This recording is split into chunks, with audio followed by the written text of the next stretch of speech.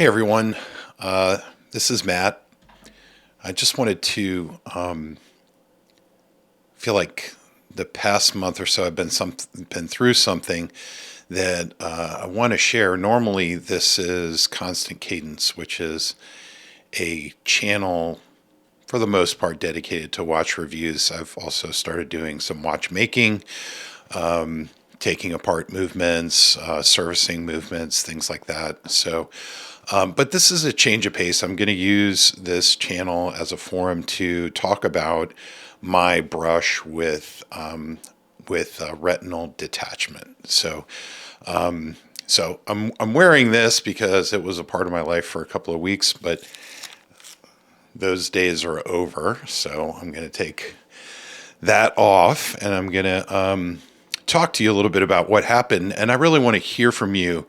There are some good videos out there on retinal detachment and what you can do and what the recovery looks like, but not a lot. There's actually a bunch of videos of actual retina reattachment surgeries, which is not really what I was looking for, but incredibly interesting. And I will say the medical expertise in the area is just mind-boggling, and we'll talk about that. But I really want to hear from you, so please leave comments. I will answer them. I do have a watch channel, and so I'm looking at comments. I usually respond almost immediately if I get comments. So I'm definitely engaged, and I want to hear, because I know if you've gotten word that you have either a hole in your retina or a tear or even a detachment, and there's a couple of different kinds of detachments, many different kinds of detachments. I don't profess to know it all, but I do tend to research things. I am about a month into my recovery, and I want to tell everybody what I know, because I think it's important. And if you think that you're either experiencing posterior vitreous detachment, which is what caused my retina to detach, you need to be cautious. And if you start to get into retinal tear or retinal detachment, you need to take swift action, and you need to take responsibility for your own body. Doctors mean well; they're very busy people, and you need to be aware of what to look for that could result in you losing a portion or even all of your eyesight if you're not careful. So that is the reason I'm making this video. So I thought maybe I'd just get the discussion started. First of all, I'll tell you what happened. I have always had 20/20 vision in my eyes. I've never worn contacts or glasses, or really had any problems with my eyesight my whole life. And recently, I guess, I'm 54. I started using readers for close up probably 5 years ago. So I do need readers, like the light readers, like 1.25 or 1.5 diopters, which is not very strong. So I use readers. But other than that, great distance vision. Like I can see, read signs a long way away, and never had to worry about my vision. So that made this, a little bit unique for me, and a little bit scarier, I'd say. But so what happened is I was going to a work event, and I got out of my car, and I was walking towards the building, and I noticed just like kind of like a brighter, like almost like a little pulse of light in my right eye, off to the periphery. So off to the edge of my vision, the very right edge of my vision, I saw like a pulse of light. And it seemed like when I took a step, it would, kind of a little pulse. But anyway, so that's how it first started, right? Just a very, and nothing ridiculous, just sort of like everything got a little bit brighter over on the right side of my vision when I took a step. So I had the work event, didn't really notice anything that day. And afterwards, I went. I think I had a drink for happy hour or something like that. And so I sat at the bar and had a drink, and then I got up and I was saying goodbye to some friends or something, and all of a sudden it was like almost like a piece of lint or something. It to me, since I didn't have any experience with this, I didn't know what was going on. Thought I was going crazy or something, but it looked like a piece of lint had fallen from the ceiling. So it was like a different kind of flash of light where it would kind of circle like an arc from 12 o'clock to 6 o'clock, a little flash. And it almost looked like, as I mentioned, lint. So it was to the point where I was like, oh, did it get in my hair? And anyway, I was like, well, that's weird. So I went home and I noticed when I was walking, it was that flash of light, only a little bit more pronounced. So that concerned me. And I'm usually someone who does stay on top of things medically. If I'm feeling things physically, I'll research them. I'll go to the doctor. I do not waste time. I don't, it's just not worth it. So the next morning, I noticed that I still did have those. The next morning, I think that was a Tuesday, and then so Wednesday, I went to an ophthalmologist, and I think this was an ophthalmologist that focused more on like general eye care and or cataract surgery, things like. I'm not even sure if they are really a surgeon. Definitely not a retina specialist. I didn't know anything about this stuff, right? So I knew it had to be someone who knew a lot about the eyes. So I went to an ophthalmologist, and he looked at my eye, dilated it, and looked at the retina, and explained what was happening. And by then there were some floaters that I was seeing, and nothing too bad.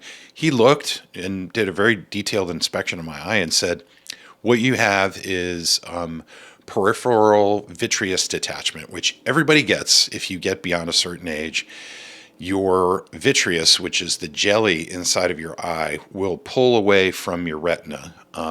So it separates. So, it shrinks slightly as you age, and those changes in dimension and other things and composition of that jelly in your eye will cause that. It's like a little sac, a little bag will pull away from the retina. And most people don't even notice that. Like it just happens. They can still see fine. It doesn't really impact your vision. Other people may have a couple floaters and that's it. But yet other people, like me, may have an issue for whatever reason, and it could even be just the point in time at which this happened.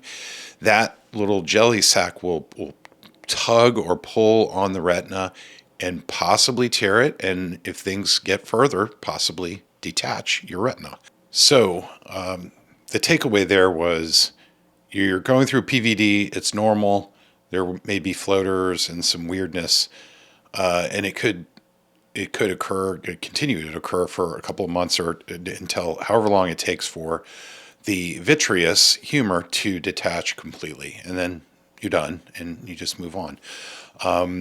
But keep an eye out. Like I think I made an appointment for a month later or something like that, or maybe it was 2 months later. So come back and we'll check your eye again.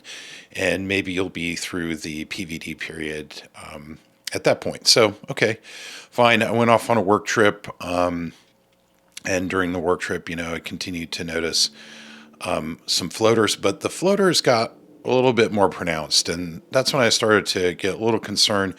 They look weird. Like it looks like you're having a stroke, or I don't know. They look like little tentacles and maybe little pools of black ink, like oil spills. Like it was starting to become like a circus in my eyes. So, and then it was like kind of like a net, a weird grainy net over my vision. So the next morning when I came back from my business trip and noticed sort of like this oil slick looking thing in my eye. And then if I looked at it, like if I tracked towards it, it would dissipate and it would just go away.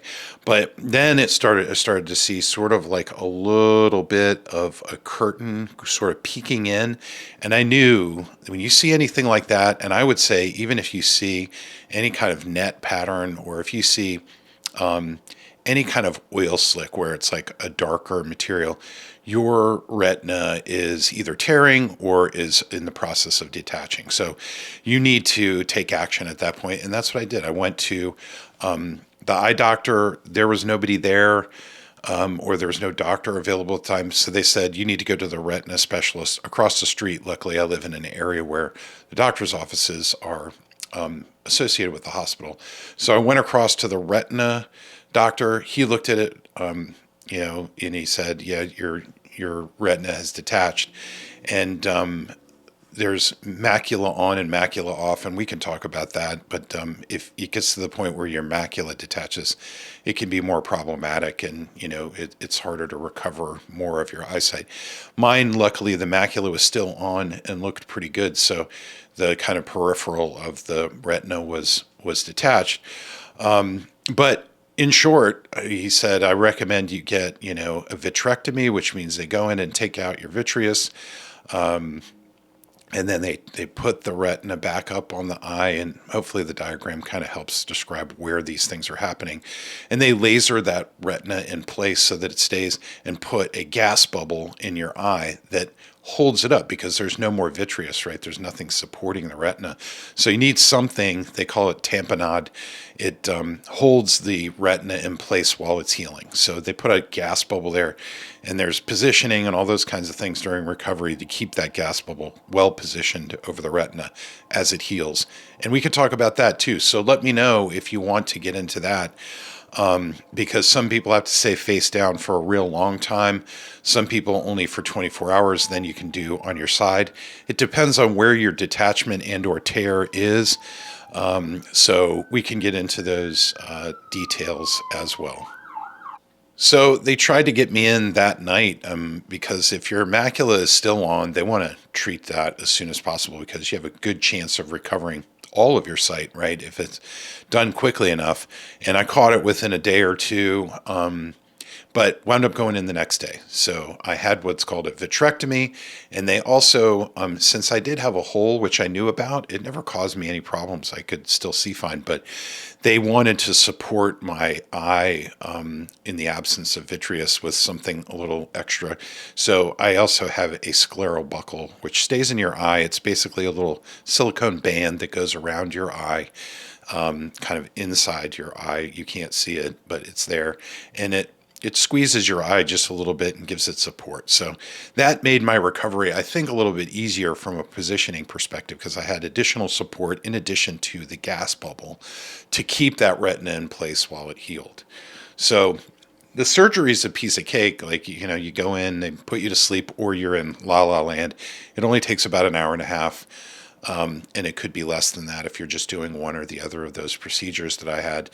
And then you go home. You have to stay on your face for a period of time, and then there's positioning that you have to adhere to, which could be for weeks. And then you have to wait until that gas bubble goes away. Eventually, it gets absorbed and replaced with another type of fluid that provides the support you need to keep your retina in place.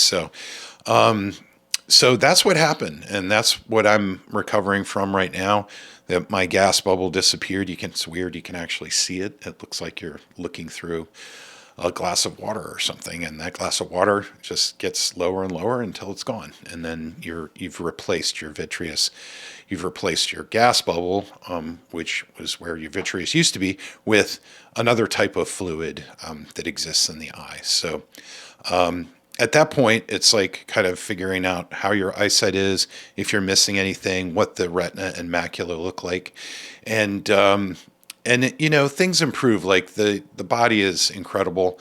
These ophthalmologists that do retina surgery are wizards at getting things physiologically where they need to be. But from there, the quality of your eyesight, your prescription, or whatever remains after that's done, that's up to your body. So the doctors do everything they can to get it physiologically in place, healthy tissue, your retina, etc., everything else, and then you heal. And I've seen lots of stories. Things happen over time, sometimes slowly, sometimes very quickly. There's a whole aspect of vitamins and all that kind of stuff to support this, which I get into a lot. We can talk about that as well. But But I'm a little over a month. The gas bubble's gone, so I can see my right eye now because of the buckle. It gives me extra support, but I'm also it also is myopic, so I can see really great up close. Like I don't even need readers with this eye now, which is strange. But if I get beyond a couple of feet, it's blurry. I can still see okay, but it's blurry. So with the combination of the eyes, it's really weird because my brain has learned that, okay, you can read a check now after dinner and you don't need glasses. We're going to use your right eye for that. And then when you're driving, we're going to mainly use your left eye because you can see so well at a distance there. And then, you start off sort of squinting depending on what you want to do. I would like to have them roughly be both the same, and then wear readers like I've been doing, because with this procedure, almost everybody that has it has to have cataract surgery within a year or two. And when you get cataract surgery, they can correct anything that's going on with nearsighted, farsighted, things like this. So you can have basically perfect vision without any glasses, which is amazing. I mean, it is an exciting time for this stuff. And I've learned all about this really quickly over the past couple of weeks. So that's a summary. Again, my name is Matt. I really want to hear from you, because if you're going through this, it can be scary. So don't, leave a comment. I will respond, and I'll let you know what I know, and you let me know what you know. But I wanted to get it out there, because it has been scary. And when you lose your eyesight or your eyesight is limited and you have to do these crazy positioning things for weeks, it can be fairly isolating and scary. So reach out. And let me know. You don't want to be alone as you're going through something like this. So let's have a conversation, and certainly spread the word. Like, this is stuff. These procedures are very good, very effective, but you got to take action and you got to know what to look for. So that's part one. I'll look for comments, and I'll also update as things progress. There's been a lot going on. So thank you for your time, and I hope you have a great day. And again, I do look forward to your comments and the community around this, and keeping your eyes healthy and maintaining as much of your eyesight as possible. So have a great day, and I'll talk to you soon. Bye-bye.